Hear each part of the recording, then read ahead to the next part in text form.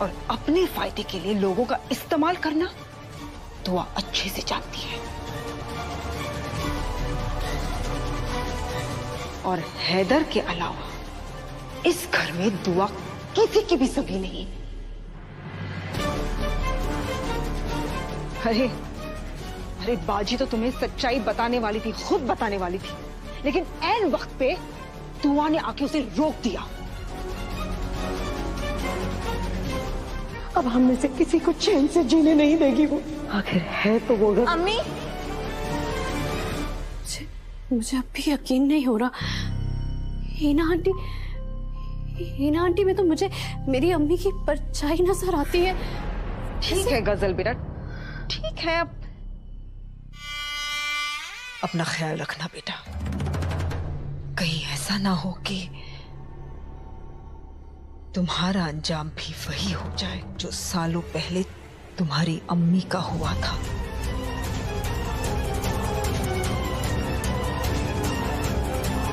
और लीजिए। नहीं बस शुक्रिया बेटा।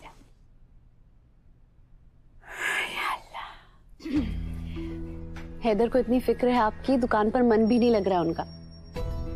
फोन आया था, आपकी सेहत के बारे में पूछ रहे थे। मेरी किसी बात से अल्लाह मियाँ बहुत खुश है, इसीलिए तो उन्होंने मुझे हैदर जैसा बेटा और दुआ जैसी बहू दिए हैं। सच कहूं, हैदर और दुआ मेरी दो आंखें हैं। बात तो सही कही आपने। हैदर जैसे लोग ना किस्मत वालों को ही मिलते हैं। किरदार फिर चाहे भाई का हो, दोस्त का हो, बेटे का हो या शौहर का। हैदर बोलता नहीं है, लेकिन मैं जानती हूँ ना, हैदर दुआ से बहुत मोहब्बत करता है। हैदर भी कुछ कम नसीब वाला नहीं है। दुआ जैसी फिक्र और खिदमत करने वाली बीवी नसीब से ही मिलती है।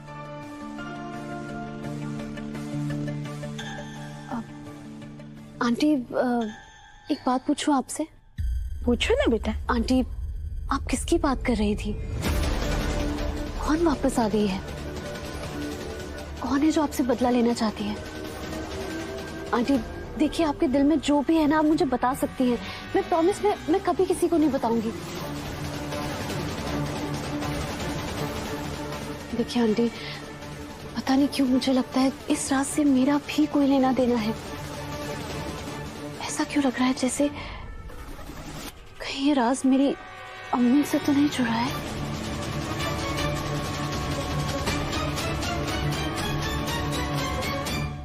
कितना मुश्किल रहा होगा बिन माँ के गुजारा करना मेरी बच्ची। तुम्हारी मुश्किलों के बारे में सोचती हूँ तो दिल टूटता है मेरा। क्या हो रहा है ये सब?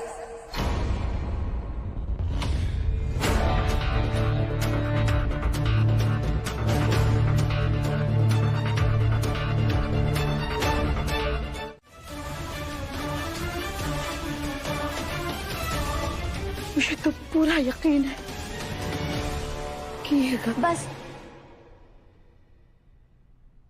अब इस बारे में कोई बात नहीं करेगा।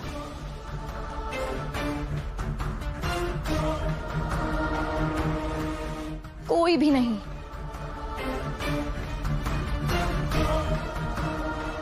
अम्मी, आपकी तस्बीह कहाँ?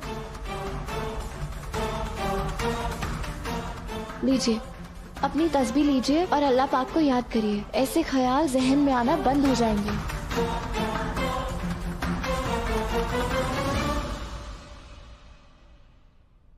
अम्मी, मेरे ख्याल से हमें घर में कुरान खानी करवा लेनी चाहिए। जरूर जरूर कुरान खानी करवाएंगे, लेकिन इसलिए ताकि इस घर में बरकत आए, साया और बुरी ताकत भगाने के लिए नहीं। और कब तक ऐसे सदमे में रहोगी तुम? अरे कोशिश नहीं करोगी तो तुम्हें ठीक कैसे होगी? और ये कैसी बेहोशी है? अपने दिमाग और अपनी जुबान पर काबू ही नहीं तुम्हें।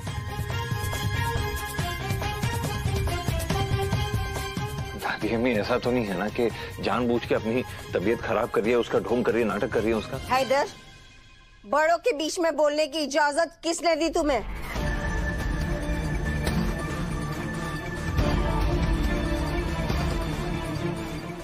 दुआ, जी बड़ी को दवाई दो।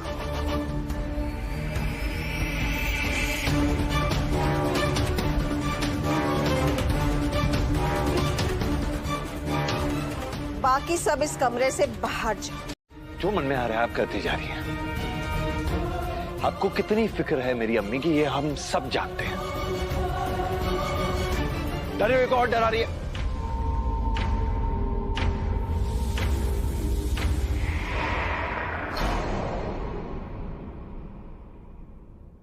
अम्मी कमरे से सुन रही होंगी तो परेशान होंगी।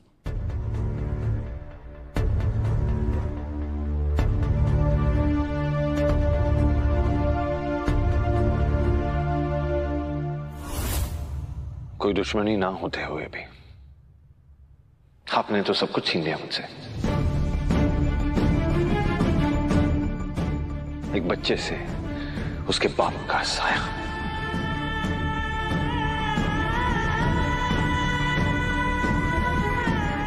एक बच्चे की अम्मी के चेहरे पे उसकी हंसी, सब कुछ तो ले लिया है आपने, कुछ और बाकी है अभी।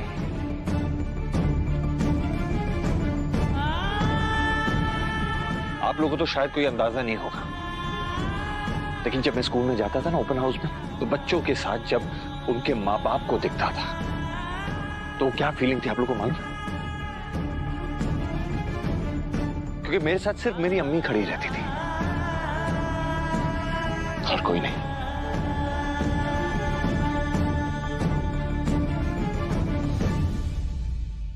खुदा का मैं शुक्रगुजार हूं कि मुझ में इतनी हिम्मत थी कि अपने बाप का साया ना होते हुए भी मैंने गुजारा कर लिया, लेकिन मेरी अम्मी के बगैर मैं नहीं जी सकता। तो प्लीज मेरी अम्मी को बख्श दीजिए, वैसे भी वो परेशान है और परेशान मत कीजिए उन्हें। अपनी छोटी अम्मी पे ऐसे तोहमतें लगाना तुम्हारा हक नहीं बनता है इधर। छोटी बड़ी तो सिर्फ गलतियां होती हैं, मां तो सिर्फ एक होती है।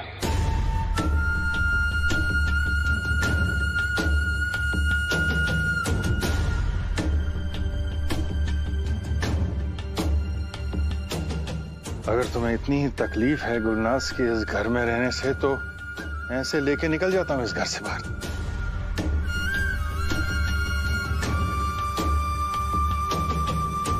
चले जाते?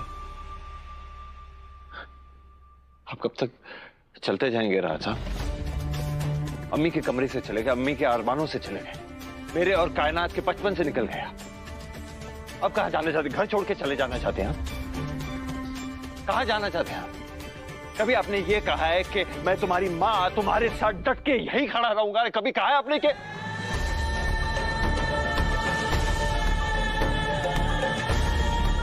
बेवकूफ आदमी के प्यार में पड़ ही कैसे गई?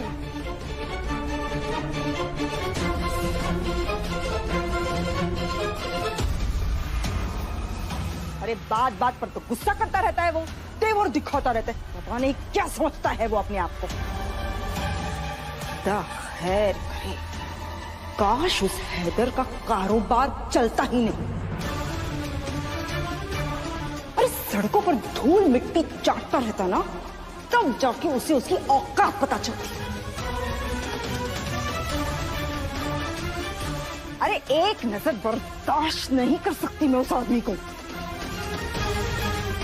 काश काश मैं तो यही दुआ कर रही थी कि उस भूकंप में मर मुरा जाता ना तो अच्छा होता। मैं तो अब भी दुआ करती हूँ। तो आखिर तीर निशाने पर लग ही गया। बेटा यही तो कबूल करवाना चाहती थी मैं तुमसे। प्यार किया कोई चोरी नहीं की, छुप छुप आहे भरना क्या। नहीं नहीं, sorry, I am really sorry aunty. क्या हो गया? ये वो सारी गलती ना मेरी है। मुझे हैदर का ख्याल अपने दिल में लाना ही नहीं चाहिए था, लेकिन मैं क्या करूं? आप प्लीज किसी को मत बताइएगा। मैं ये घर छोड़कर चली जाऊंगी। मैं दुआ और हैदर की जिंदगी में नहीं आऊंगी, प्रॉमिस। ठीक है, तो फिर जो गलत हो रहा है हो जाने दो, छीन लेने दो इन लोगों को तुमसे तुम्हारा हक। मतलब अब सब कुछ मैं ही पता लगा कर बताओ तुम्हें। तुम भी तो मेहनत करो।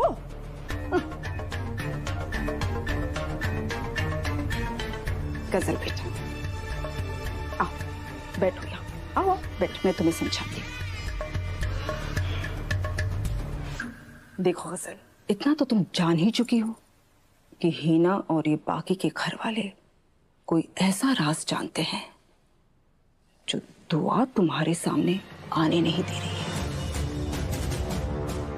मुझे लगता है कि वो राज तुम्हारी अम्मी की मौत के बारे में है। सबसे पहले तुम्हें हीना से वो राज निकलवाना पड़ेगा। हैदर को पाने के लिए बेटा अपनी मोहब्बत को हासिल करने का वक्त आ गया है। गजल,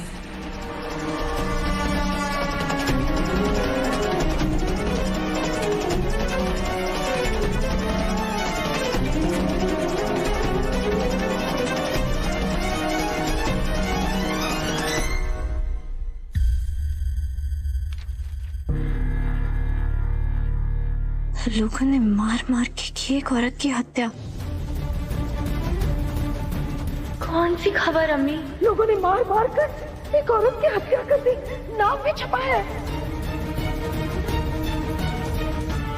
इसका मतलब इतनी पुरानी खबर का प्रिंट आउट आज ही निकाला गया है। कोई तो है जो जानबूझकर अम्मी को डराने की और उनके दिमागी हालत से खेलने की कोशिश कर रहा है। मुझे बातों में उलझाकर अगर आप मेरा फायदा उठाने की कोशिश कर रही हैं, तो याद रखना मैं छोड़ूंगी नहीं।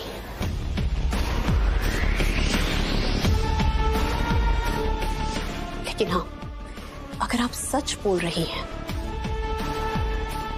और तो अगर दोस्ती की आड़ में मुझसे मेरा कोई भी हक छीन रही है, तो मैं वो हक हासिल करके रहूंगी।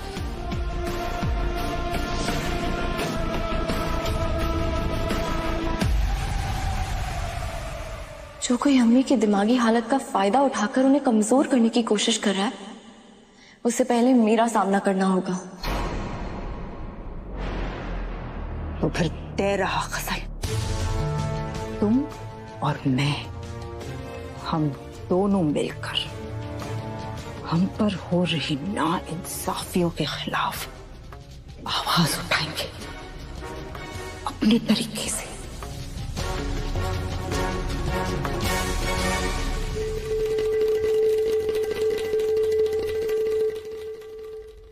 आज रात मैं उस राज का पता लगाकर रहूंगी जो गुजरे हुए कल में मैंने खोया था और जो आने वाले कल में मैं हासिल करने वाली हूं। उसका फैसला आज रात को होगा। अम्मी के खिलाफ साजिश करने वाला इंसान आज रात को भी जरूर उन्हें डराने की कोशिश करेगा और आज रात को मैं उसका पर्दाफाश करके रहूंगी।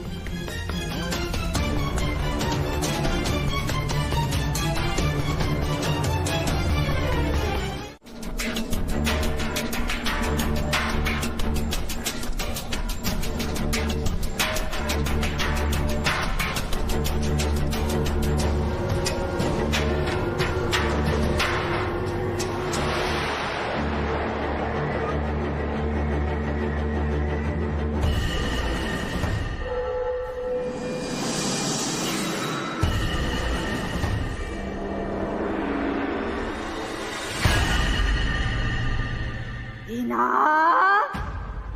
ओ हीना, उठ जाओ हीना, बड़ी चैन की नींद सो रही हो।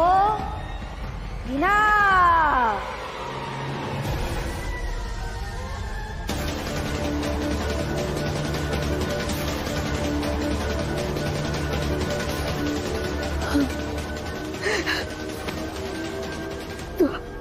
मेरी 1 महीने की बच्ची को मुझसे दूर कर दिया ना तुमने।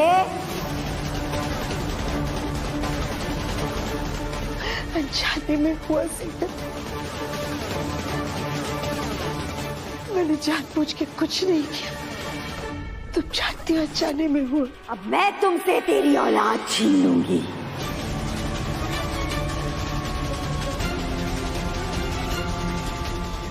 ना बचेगा बेटा और ना बचेगी तेरी बहू।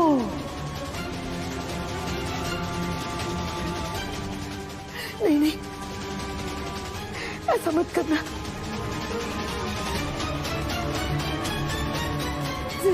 रुक जाओ, मत करो ऐसा। बख्श दो मेरे बच्चों को, बख्श दो मेरे बच्चों को। तुम्हारे बेटे हैदर के अंदर तुम्हारी जान बसती है ना?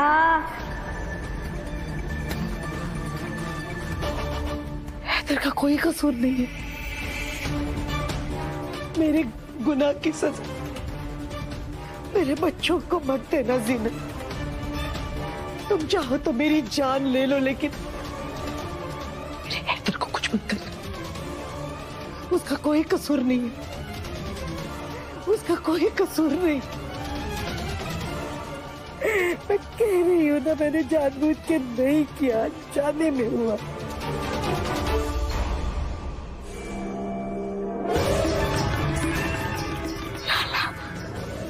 मेरी हैदर की जान को खतरा, मेरी हैदर की जान को खतरा। दुआ, दुआ, जल्दी उठो बेटा, हैदर की जान को खतरा।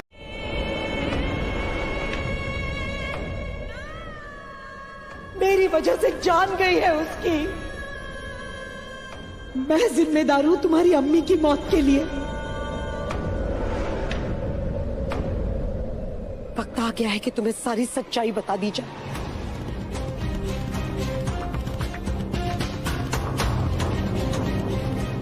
बहुत सालों पहले की बात है गजल। मेरा हैदर बहुत छोटा था।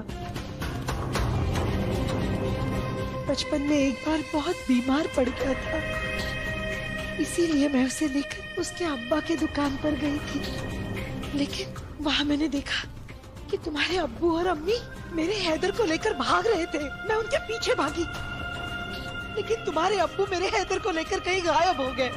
लेकिन मेरे हाथ जीनत लगी और लोगों ने उसे घेर लिया। मैंने बहुत बार बोला, मिन्नतें की कि उसे ना मारे, लेकिन आप लोग देख क्या रहे हो?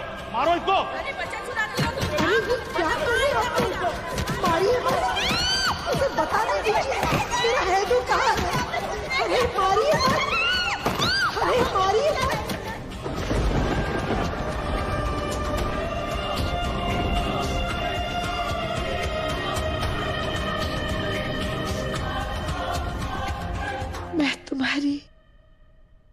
मैं तुम्हारी अम्मी को तो तुम्हें लौटा नहीं सकती, लेकिन वादा करती हूँ तुमसे, मैं जिंदगी भर तुम्हारा ख्याल रखूंगी। रोक लो, अपनी अम्मी को रोक लो, रोक लो। मेरी हैदर की जान बचा लो गजल, उसका कोई कसूर नहीं, उसका कोई कसूर नहीं है। गुनाह मेरे हाथों से हुआ।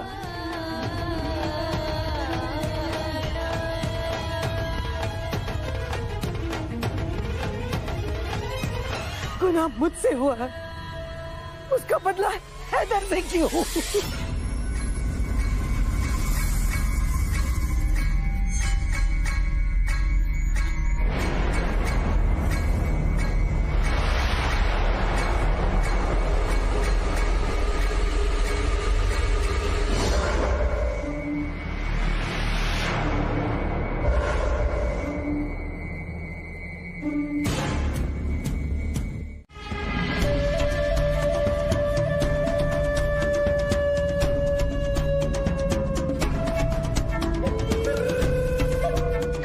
डोज कुछ ज्यादा ही डाल दिया मैंने। अब तो कल दोपहर तक भी इसकी नींद नहीं खुलेगी, खुदा खैर करे। दुआ, दुआ उठो बेटा, देखो तुम्हारी अम्मी का क्या हाल हुआ है। दुआ उठो बेटा, तुम सो रही हो अब तक? हाँ दुआ, अरे तुम ध्यान नहीं रख सकती थी क्या अम्मी का? उठो दुआ। गहरी नींद में सो गई है शायद। दुआ उठो। दुआ? ये दुआ उठ क्यों नहीं रही है? तबीयत तो ठीक है ना इसकी? हाँ नहीं, मैं देखती हूँ। तबीयत तो बिल्कुल ठीक है दुआ की, उसे कुछ हुआ नहीं है। शुक्र है अल्लाह का। और 4 रातों की नींद पूरी कर रही है बच्ची, सोने देना उसे।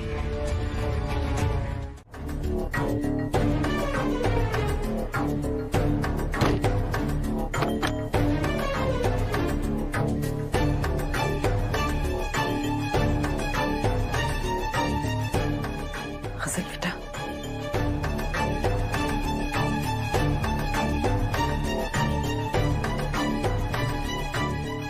बेटा तुम बैठो, बैठो यहाँ।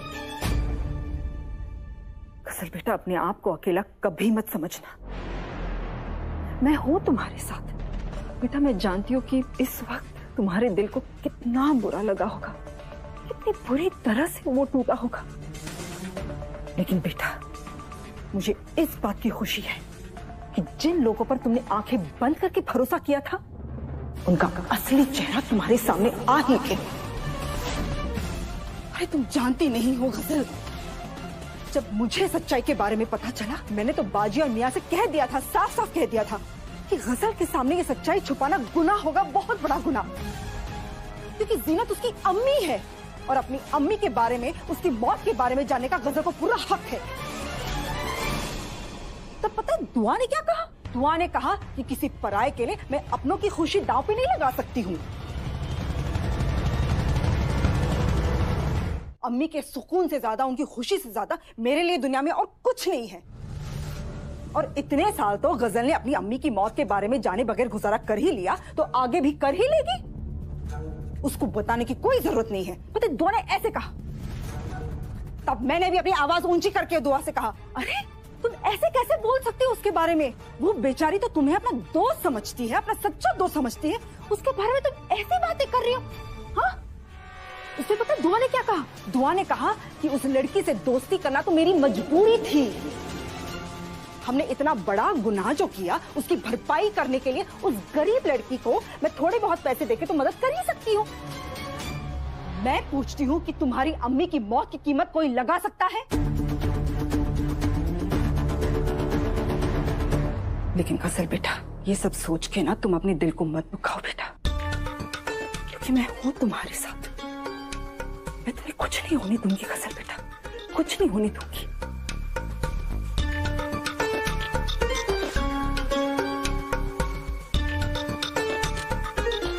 गजल बेटा, वैसे तो मैं तुम्हें ऐसी हालत में अकेला नहीं छोड़ना चाहती, लेकिन अगर ज्यादा देर तुम्हारे कमरे में रही ना तो उन लोगों को शक हो जाएगा मुझ पर, इसलिए मुझे जाना होगा बेटा। लेकिन गजल, तुम्हें फिक्र करने की कोई जरूरत नहीं है, मैं फिर से तुमसे मिलने आऊंगी, ठीक है बेटा? और हाँ, अगर किसी भी चीज की जरूरत हो। गजल, अपनी दोस्त को एक बार गले भी नहीं लगाओगी?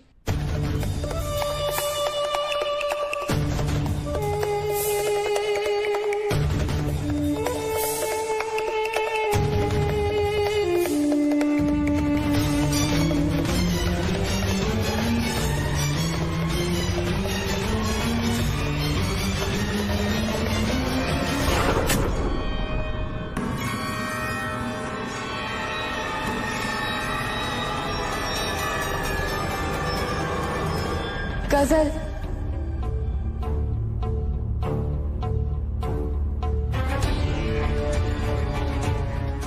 देखो एक बार मुझे गले लगा लो तो मुझे यकीन हो जाएगा कि हमारी दोस्ती सलामत है।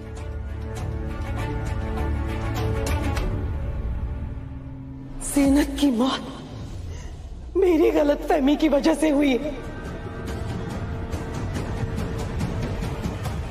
मैं जिम्मेदार हूं तुम्हारी अम्मी की मौत के।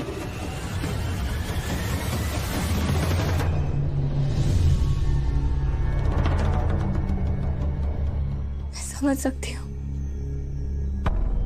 सच्चाई का ये कड़वा घूंट पीना तुम्हारे लिए कितना मुश्किल है। इंसान कितना भी मजबूत क्यों ना हो, ये जानकर कि उसकी अम्मी की मौत एक दर्दनाक हादसे में हुई, कोई भी इंसान टूट जाएगा। पर मेरा यकीन मानो, अम्मी की गलती एक बहुत बड़ी गलतफहमी का नतीजा थी। मैं अपनी अम्मी को जानती हूँ, वो मेरी अम्मी है। मैं जानती हूँ वो ख्वाब में भी जानबूझकर किसी को तड़पाने का, किसी को चोट पहुंचाने का सोच भी नहीं सकती। अम्मी पिछले 22 साल से उस गलती का बोझ अकेले ढो रही हैं। मैं जानती हूँ तुमने जो जिंदगी बिना अपनी अम्मी के गुजारी है, उनके पछतावे के आगे कुछ भी नहीं है। उनका पछतावा इसके आगे बहुत छोटा है। पर मैं ये भी जानती हूँ कि मेरी दोस्त का दिल बहुत बड़ा है, इसीलिए मैं रहम की फरियाद करने आई हूँ। अम्मी को माफ कर दो, वरना ये पछतावा उनकी जान ले लेगा। कसर, देखो अम्मी पूरे दिल से तुम्हें भी अपनी बेटी मानती है। हाँ, तुमने अपनी माँ को जरूर खोया, पर ये सोचो अल्लाह मियाँ ने तुम्हें बदले में दूसरी माँ दे दी। तुम क्या चाहती थी? हाँ, कि मैं वहां पर जाकर चिल्लाती, चीखती, हीना आंटी और दुआ के सामने बहुत बड़ा तमाशा करती, ऊपर बरस पड़ती, और फिर क्या सुबह सब खत्म हो जाता। चलो मान लेते हैं कि हैदर को सच्चाई पता चल भी जाती तो क्या, माँ को तो नहीं छोड़ देता ना। हैदर और दुआ की जिंदगी पर तो कोई फर्क ही नहीं पड़ता। और मैं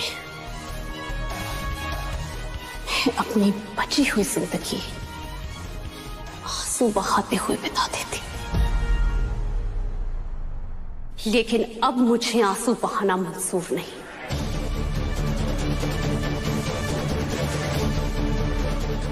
आंसू लिखे जाएंगे तो दुआ की तकदीर में।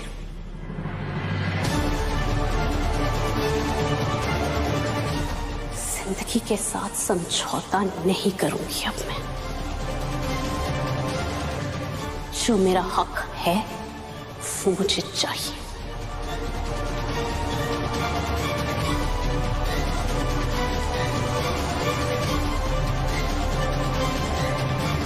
आज मैं इस घर की बेटी बनी हूं, अब इस खानदान की बहू बनूंगी।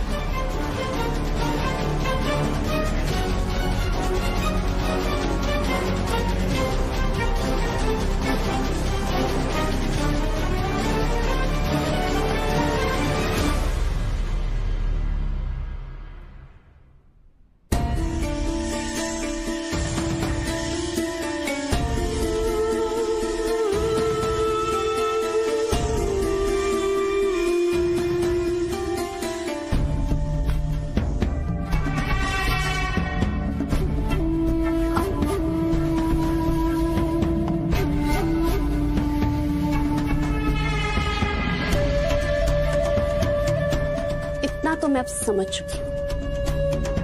हैदर हीना की कमजोरी है और दुआ उसकी ताकत,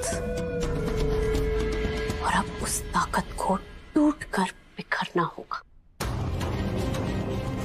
दुआ ने आज तक मेरी दोस्ती देखी है